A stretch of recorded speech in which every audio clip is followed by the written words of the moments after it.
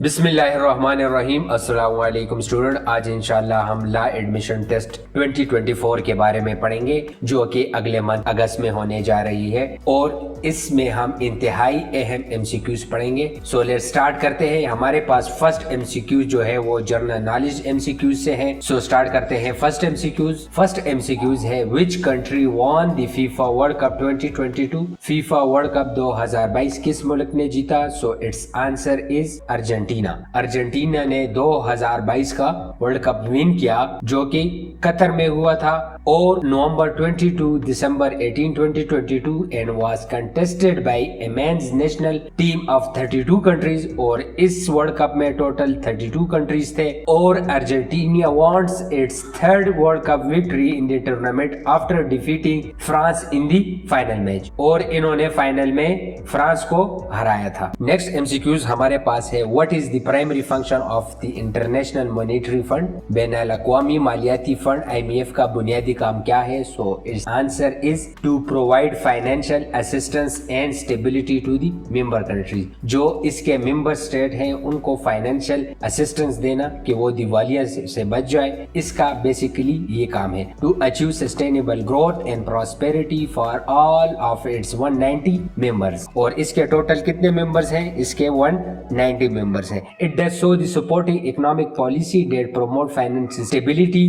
and monetary cooperation which are essential to increase productivity, job creation and economic well-being. This is the main reason behind the International Monetary Fund. Next MCQs हमारे पास है What was the main goal of the Kyoto Protocol? Kyoto Protocol का बुनियादी मकसद क्या था? So its answer is to reduce greenhouse gas emission. ये protocol बनाया गया था to reduce the greenhouse gas emissions. Greenhouse gases the Kyoto protocols और इसमें रिडक्शन लाने के लिए ये पेश किया गया था 2012 में कि ये मुल्क जो है वो इतनी रिडक्शन करेंगे -7%। USA करेगा, यूरोपियन यूनियन जो 15 मेंबर हैं वो -8 करेंगे क्योंकि ये मेंबर स्टेट जो थे ये CO2 की प्रोडक्शन में कलीदी किरदार अदा कर रहे थे। ये आप देख सकते हैं कि ये कितने कंट्रीब्यूशन कर रहे हैं in the greenhouses gas emissions में। नेक्स्ट MCQs हमारे पास है why is the discovery of penicillin by Alexander Fleming consider a major breakthrough in medicine. Alexander Fleming की पेनिसिलिन की दरियाफत को तिब में एक अहम पेशरफ क्यों समझा जाता है? ये बहुत अहम MCQs है क्योंकि पेनिसिलिन के बारे में भी आपसे पूछ सकते हैं कि ये किसकी इजाद है।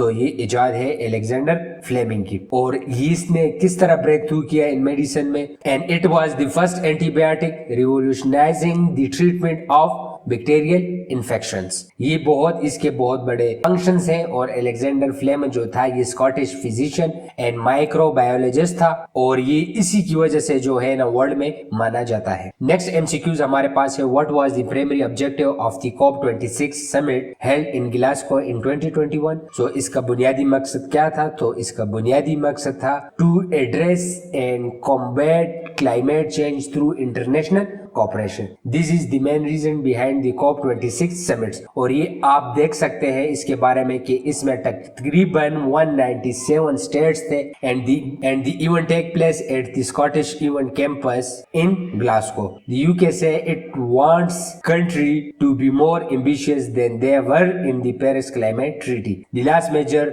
COP was in Paris in 2050। इन MCQs के लिए please join our WhatsApp group जो कि डिस्क्रिप्शन में लिंक मौजूद है। स्टार्ट करते हैं। Next MCQs what is the major environmental initiative recently announced by the United State. Recently अक़वाम मुत्तहिदा की तरफ से ऐलान करदा अहम माहौलियाती इक़दाम क्या है? रिसेंटली यूनाइटेड नेशन ने पेश किया है द ग्लोबल प्लास्टिक ट्रीटी कि किस तरह हम दुनिया में बढ़ते हुए प्लास्टिक के यूज को कम कर सकते हैं। The goal is to develop legally binding treaty to tackle the plastics pollution crisis. Next MCQs हमारे पास है what is the official currency of China. China की सरकारी करेंसी क्या है?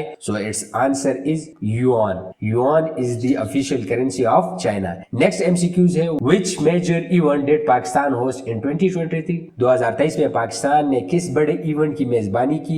Its answer is OIC summit. 2021 में 48 OIC council of foreign ministers held हुई between the 22 and 23 मार्च इन इस्लामाबाद। सो इसके बाद हम इंग्लिश के एमसीक्यूज देखेंगे, क्योंकि इंग्लिश के एमसीक्यूज भी इसी तरह के जो है लेट 2024 में आ सकते हैं। फर्स्ट एमसीक्यूज है, choose the correct एंटोनियम्स for the word abundant. Abundant का एंटोनियम्स क्या है? अबंडेंट का मतलब है ज्यादती, बहुत ज्यादा, काफी मिकदार में। सो इसका एंटोनियम है स्केयर। सो स्केयर का मतलब है कमी। नेक्स्ट एमसीक्यूज है, choose the correct synonyms for profound. Profound मतलब गहराई में। सो इसका सिनोनिम क्या है? इससे मिलता जुलता लफ्ज क्या है? So its answer is deep. Deep is the synonym of profound. और इसके अलावा आप देख सकते हैं intense, recondite, heavy, absolute, wise, extreme, thorough, clean, ये सारे इसके सिनोनिम्स हैं। नेक्स्ट एमसीक्यूज है, select the word that is spell correctly. So इनमें से कौन सा वर्ड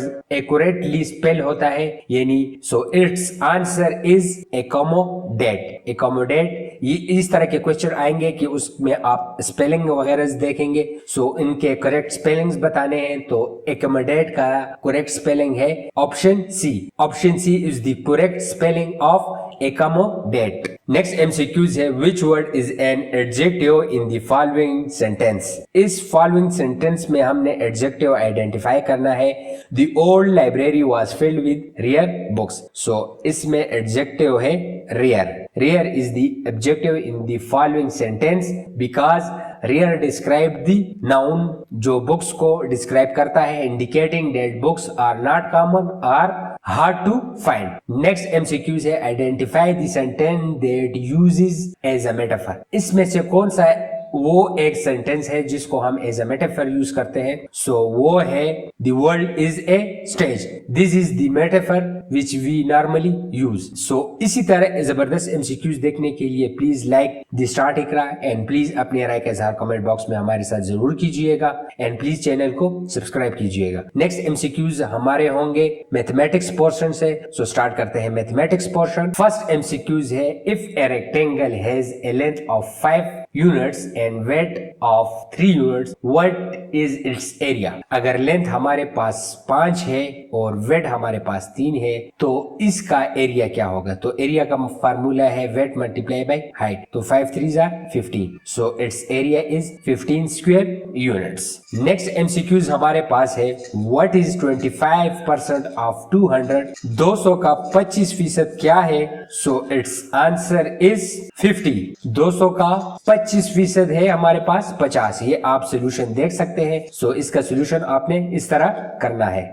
नेक्स्ट एमसीक्यूज हमारे पास है, what is the next number in the sequence? Sequence में नेक्स्ट नंबर कौन सा होगा? तो ये 2 के सीक्वेंस से जा रहे हैं, 2 4 6 8 और नेक्स्ट होगा 10। सो इस तरह के एमसीक्यूज लेट टेस्ट में आते हैं from the general mathematics. Next MCQs है, how many degrees are in right angle? Right angle में कितनी डिग्रीज होती है? तो राइट एंगल में हमारे पास 90 डिग्री होती है। सो ये आप देख सकते हैं, acute is less than 90 and right angle is 90 and obtuse is more than 90। Next MCQs है, what is the square root of 64? Square root of 64 क्या है? सो स्क्वायर रूट आप जानते हैं कि किसको कहते हैं। सो 64 का है 8 और ये आप देख सकते हैं कि स्क्वायर रूट हमने इस तरह निकालना है। नेक्स्ट एमसीक्यूज हमारे पास है, what is the value of pi? Pi की वैल्यू क्या होती है नॉर्मली हमारे पास? सो 3.141 or 2.718 or 1.618 and D is 1.414. So its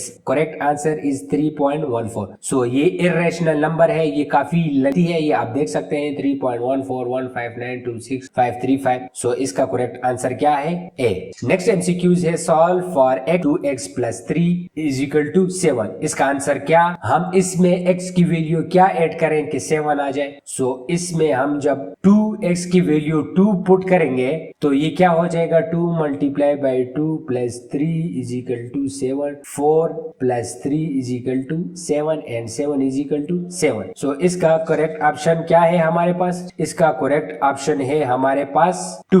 next MCQs है, what is the sum of angle in triangle? Sum of angle in triangle में कितने होते हैं? 180, 360, 90 और 270। So its answer is 180। So triangle में सम ऑफ एंगल्स कितने होते हैं ये आप देख सकते हैं, ये होती हैं 180। 80 degrees. Next MCQs है, if a train travel at 60 kilometre पर hour, how far it travel in 2 hours. अगर ये वही डिस्टेंस का फार्मूला है, सो इसका आंसर 60 किलोमीटर है, 120 है, 180 है और 240 है. So its answer is 120 kilometre. ये आप इसके सोल्यूशन देख सकते हैं. इसके बाद नेक्स्ट पोर्शन हमारा इस्लामियात से है. इसमें हम इस्लामियात के इंतहाई अहम एमसीक्यूज देखेंगे जो कि लेट 2024 में एक्सपेक्टेड है. सो स्टार्ट करते हैं. फर्स्ट एमसीक्यूज है, the first revolution of Quran was received by the prophet Muhammad सल्लल्लाहु अलैहि वसल्लम इन विच क्यों. कुरान मजीद की पहली वही नबी करीम सल्लल्लाहु अलैहि वसल्लम पर किस गार में नाजिल हुई. सो इट्स आंसर इज गारे हिरा.